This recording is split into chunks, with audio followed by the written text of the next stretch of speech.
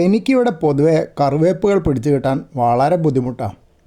ശരിക്ക് കറിവേപ്പിൻ്റെ ഒരു കമ്പ് വെട്ടി നട്ടാൽ തന്നെ നന്നായിട്ട് വരേണ്ടതാണ്. പക്ഷേ നിവൃത്തിയില്ലാത്തതുകൊണ്ട് ഇവിടെ കുറേ തൈകൾ വാങ്ങിച്ച് കുറേ എണ്ണം വാങ്ങിച്ച് നട്ടു.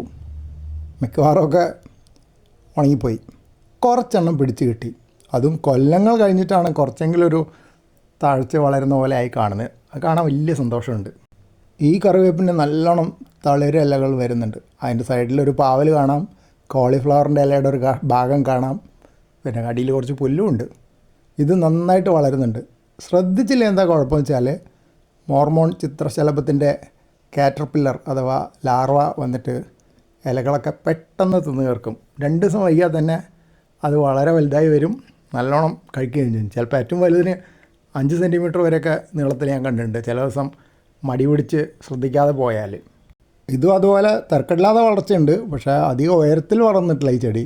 ഇത് ശരിക്ക് ചിലതൊക്കെ ഇത് വളരെ മുരടിച്ചാണ് നിൽക്കുന്നത്. തൊട്ടടുത്തൊരു മുന്തിരിവള്ളിയുണ്ട്, പക്ഷെ അതുകൊണ്ടൊന്നല്ല ഇത് മുരടിച്ചത്. ആ മുന്തിരിവള്ളിയൊക്കെ അവിടെ വരുന്നതിന് മുമ്പ് തന്നെ ഇതൊക്കെ ഇങ്ങനെയൊക്കെ തന്നെയാണ്.